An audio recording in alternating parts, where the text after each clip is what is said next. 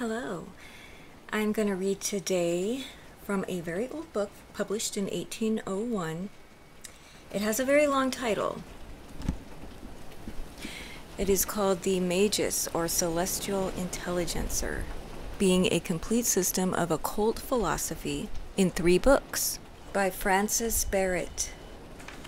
I'm going to read to you this section, a section entitled The True Secret of the Philosopher's Stone or Jewel of Alchemy, wherein the process of making the great elixir is discovered. So this first part is going to be an epistle to Musaeus. Now, at first I thought they meant like a muse, but I think Musaeus is a Latin word for museum. So maybe they're meaning future historians.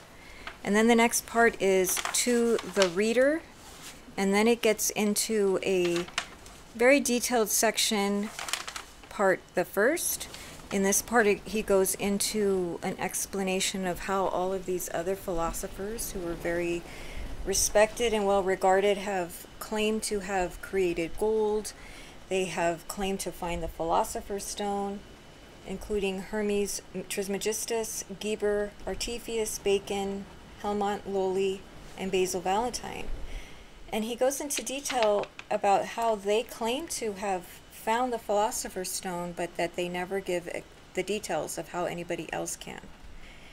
So he will give details of what he has found. This is the first time, I believe, it was written down that here he will lay down exactly the lessons and steps to take to find what and where is the Philosopher's Stone and how you can create gold.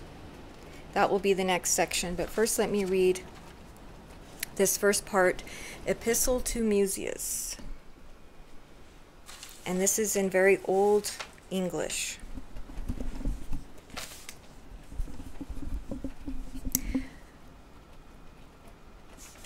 I tell thee here, Musaeus, to observe our words, and read them with thine eye, that is, the eye of thine understanding. For know, there are many that hear us speak, that read not the meaning of our words. Wherefore shouldst thou contemplate these mysteries with so much constancy of mind, if thou didst not perceive in them some great good most desirable? Listen then, O young man, and hear our words. We will show thee the dangerous precipice of vanity and headlong desire. We will describe to thee the stubborn and fatal will of our passions, even with tears of contrition and heartfelt compassion for thy inexperience. We will lead thee, as it were, by the hand through those labyrinths of vice, wherewith thou art daily surrounded. And however prejudiced thou mightest be against the receiving of our doctrine, yet be assured we have in our possession the magical virtue and power of binding thee to our principles and making thee happy in spite of thyself. Here is a great secret. Thou shalt say every man wishes to be happy, which I grant. But my answer is, most men prevent their own happiness. They destroy it by suffering themselves to be governed by the outward principle of the flesh, thinking the greatest good to be in the satisfying of their carnal appetites, or in the amassing together heaps of wealth, whereby they thrust down the meek and poor, raising up the standards of pride, envy, and oppression. These things every day's experience confirms. Nay, there are some so blind that in the possession of much wealth they think there is nothing beyond.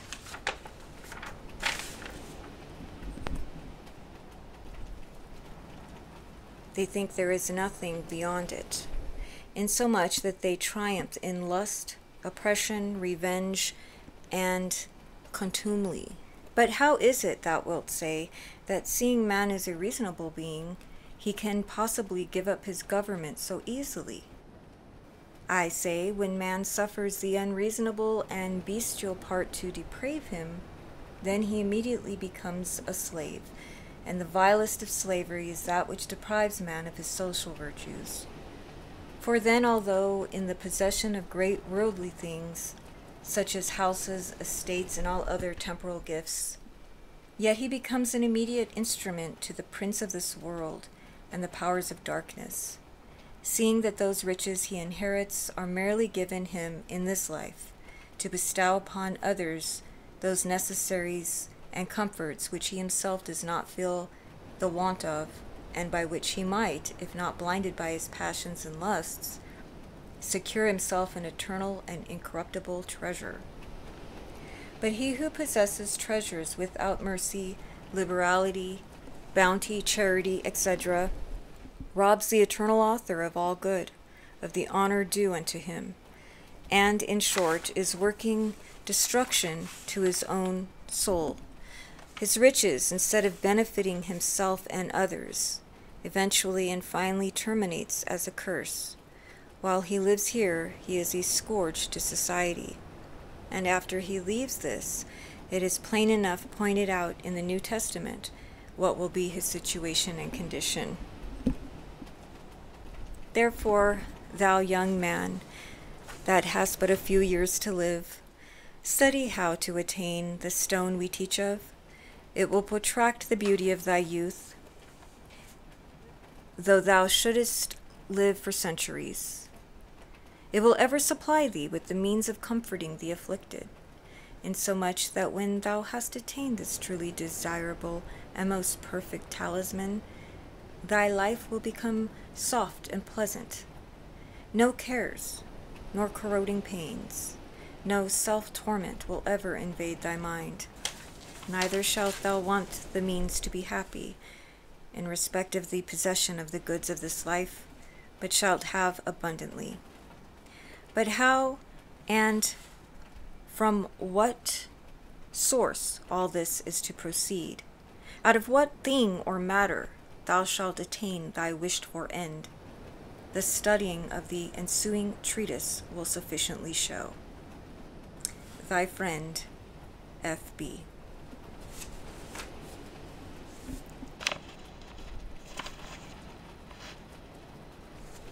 To the reader.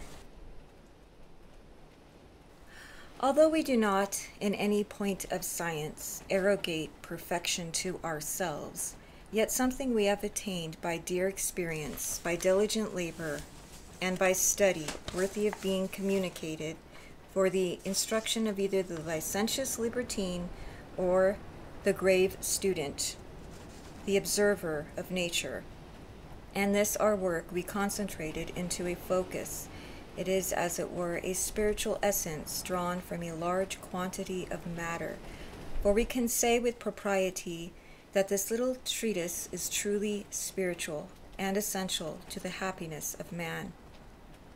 Therefore, to those who wish to be happy, with every good intention, we commend this work to be their constant companion and study, in which, if they persevere, they shall not fail of their desires in the attainment of the true Philosopher's Stone.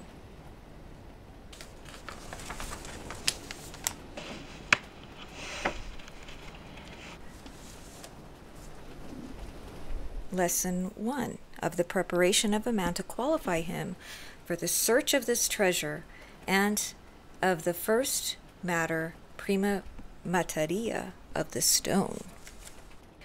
Number 1. Lesson 1. The preparation for this work is simply this.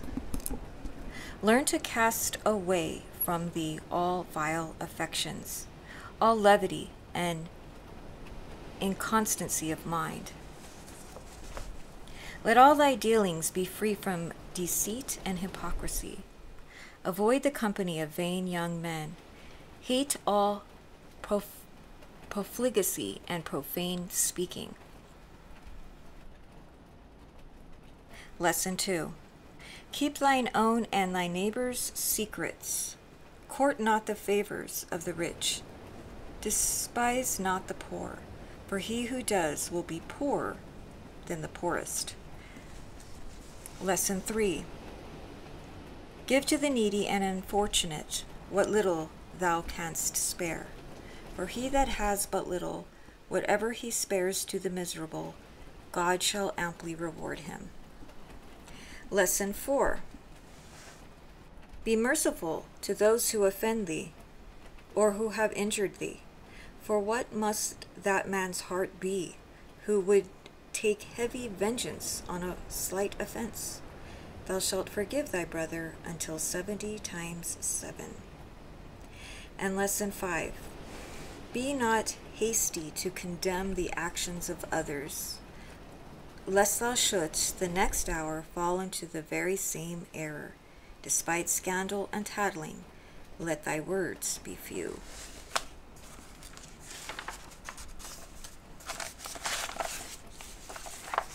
Lesson 6. Study day and night, and supplicate thy Creator that he would be pleased to grant thee knowledge and understanding, and that the pure spirits may have communication with and influence in thee. Lesson 7. Be not overcome with drunkenness, for be assured that half the evils that befall mankind originate in drunkenness. For too great a quantity of strong liquors deprive men of their reason. Then, having lost the use of the faculty of their judgment, they immediately become the recipient of all evil influences, and are justly compared to weathercocks, that are driven hither and hither by every gust of wind. So those who drown the reasonable power are easily persuaded to the lightest and most frivolous pursuits, and from these to vices more gross and reprobate. For the ministers of darkness have never so favorable an opportunity of insinuating themselves into the minds and hearts of men as when they are lost in intoxication. I pray you to avoid this dreadful vice. Lesson 8. Avoid gluttony and all excess. It is very pernicious and from the devil. These are the things that constantly tempt man, and by which he falls a prey to his spiritual adversary, for he is rendered incapable of receiving any good or divine gift. Besides, the divine and angelic powers of essences delight not to be conservant about a man who is defiled and stinking with debauchery and excess. Lesson 9. Covet not much gold, but learn to be satisfied with enough. For to desire more than enough is to offend the deity. Okay.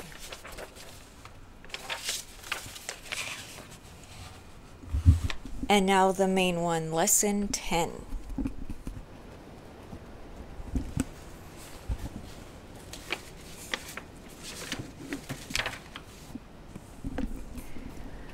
Read often these 10 preparatory lessons to fit thee for the great work and for the receiving of higher things. For the more pure thou art in heart and mind, by so much quicker shall you perceive those high secrets we teach, and which are entirely hid from the discernment of the vicious and depraved, because it never can happen that such a source of treasure can be attained merely to satisfy our more gross earthly and vain desires and inclinations, because here nothing must be thought to be grasped or wrenched out of this book, but to the fulfilling of a good end and purpose. When thou shalt have so far purified thy heart, as we have spoken, is indispensably necessary for the receiving of every good thing, thou shalt then see with other eyes than thou dost at present. Thy spiritual eye will be opened, and thou shalt read man as plain as thou wilt our books. But for all this, depend not on the strength of thine own wisdom, for even then, when we think our hearts secure, if we do not watch them, that they sleep not, the devil or his ministers immediately take us at this unguarded moment and tempt us into the actual commission of some sin or other. Either he excites our appetite for lust and concupiscence, or any other deadly sin. Therefore, using our blessed Redeemer's words, what I say unto you, I say unto you all, watch. Perhaps I do not doubt, but there are some that will say, when they look at our works, this fellow is all rant, all preaching. He tells us what we knew before as well as himself. To such I say, let them read our book but twice. If they do not gather something that they will acknowledge precious, nay, be convinced that it is precious to their own satisfaction, I will burn these writings, and they shall be no more remembered by me.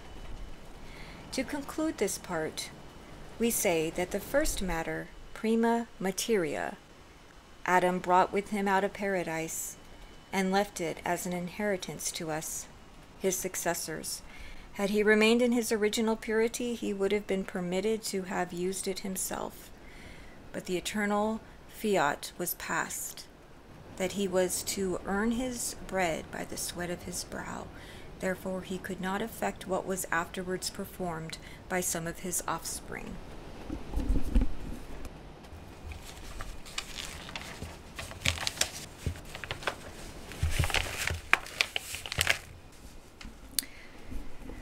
Hermes Trismegistus, that ancient philosopher, wrote touching the attainment of this stone, which he pronounced to be of all benefit to man, and one of the greatest blessings he could possess.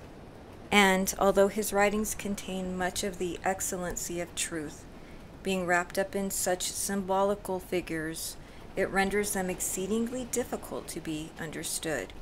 Yet, if comprehended, they no doubt contain some very great secrets by which mortal man may profit. Now it belongs to our purpose to know what it is from which we must extract the first matter of this stone, to go on with our process, because we must have materials to work upon. For all philosophers agree that the first matter being found, we may proceed without much difficulty. For the first matter, I shall speak as plainly as possible. First, the grand question in debate is, where is it to be found?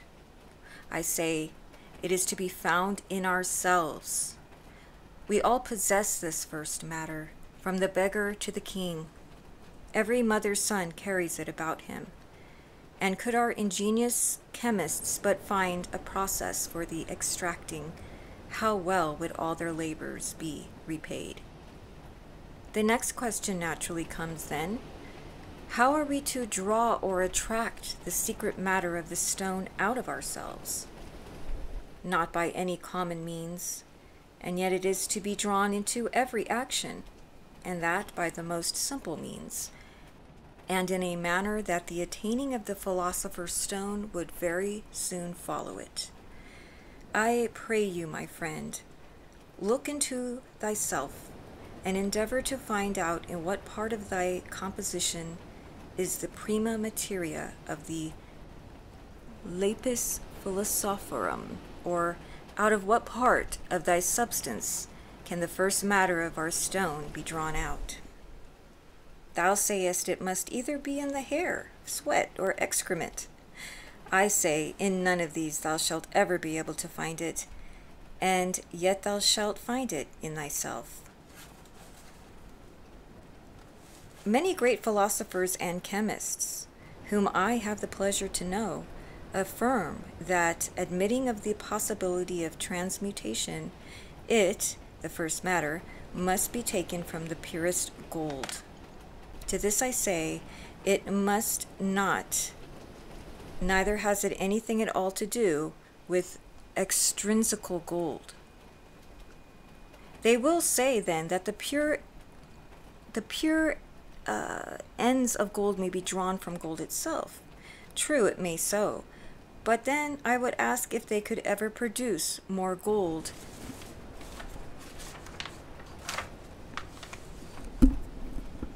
than that out of which the soul or essence was extracted. If they have indeed found out a secret beyond the powers of our comprehension, because it is against reason to suppose that if a pound of gold yields a dram of the soul or essence, that only will tinge any more than a pound of purified lead or mercury, because we have tried various experiments.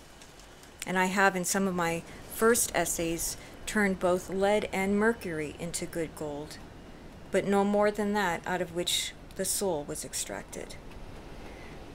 But, however, not to lose our time in vain and ridiculous disputation, know that whatever prodigious things or experiments have been tried with respect to the first matter, by external subjects, either in the mineral, animal, or vegetable kingdoms, as they are called, I say, in us is the power of all wonderful things, which the Supreme Creator has, of His infinite mercy, implanted in our souls.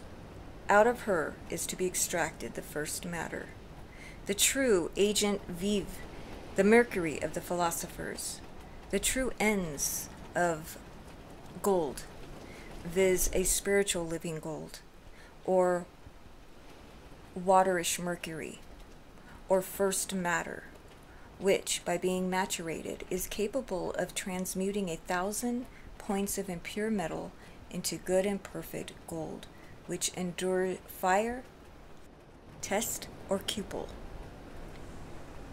Okay, now we'll go on to part 2 of the manner of extracting the first matter of the Philosopher's Stone and the use it is to put to in purifying the imperfect metals and transmuting them into good gold.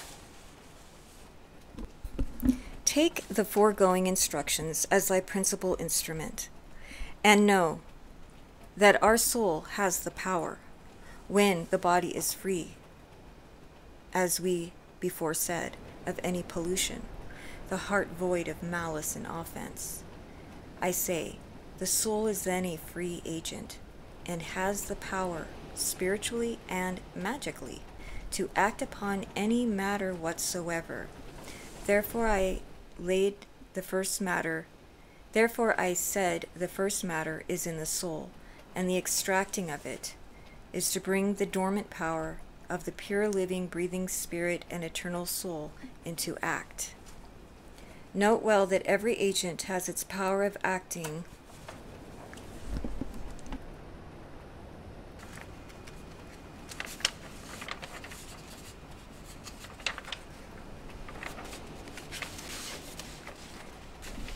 upon its patient. Every essence that is distilled forth is received into a recipient, but that recipient must first be made clean. Even so must the soul and heart of man. The vile affections must be thrown away and trampled underfoot. Then shalt thou be able to proceed in thy work, which do in the manner following. Okay, lesson 12. The expense thou must be at will be but a trifle. All the instruments necessary are but 3. A crucible, an egg philosophical, and a retort with its receiver. Put your fine gold in weight about 5 pennyweights. File it up, put it into your philosophic egg. Pour upon it the twice of its weight of the best Hungarian mercury. Close up the egg with a hermetic seal. Put it for 3 months in horse dung. Take it out at the end of that time, and see what kind of form that gold and mercury has assumed. Take it out, pour on it half its weight of good spirit of aluminum, I believe it's salamon. Set them in a pot full of sand over the fire in the retort. Let them distill into a pure essence. Add to 1 part of this mercury, 2 parts of thy water of life, or prima materia. Put them into thy philosophical egg, and, lesson 13, set them into horse dung for another 3 months. Then take them out and see what thou hast, a pure ethereal essence, which is the living gold. Pour this pure spiritual liquor upon a dram of molten fine gold, and you will find that which will satisfy thy hunger and thirsting after this secret. For the increase of thy gold will seem to thee miraculous, as indeed it is. Take it to a jeweler's or goldsmith's, let him try it in thy presence, and thou wilt have reason to bless God for his mercy to thee. Do thy duty as he hath commanded thee, and use all the benefit thou shalt receive in actions worthy of thy nature. Lesson 14. When thy spiritual eye is opened, and thou shalt begin to see to what end thou wert created, thou shalt want no necessary thing, either for thy comfort or support.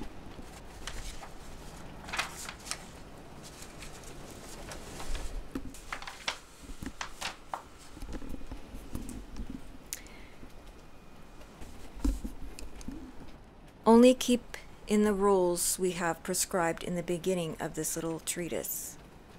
Fear God, and love thy neighbor as thyself. Be not hasty to reveal any secrets thou mayst learn, for the good spirits, both day and night, will be thy instructors, and will continually reveal thee many secrets. Think not that thou canst either profit or benefit so much by the instructions of those who possess great advantages in classical education and high schooling. Be assured they are, in spiritual knowledge, much in the dark. For he who desires not spiritual knowledge cannot attain it by any means, but by first coming to God, secondly, by purifying his own heart, thirdly, by submitting himself to the will of the Holy Spirit, to guide and direct him in all truth, to the attaining of all knowledge, both human and divine, and by arrogating nothing to our own power of strength, but by referring all to the mercy and goodness of God. Amen. Thank you for listening.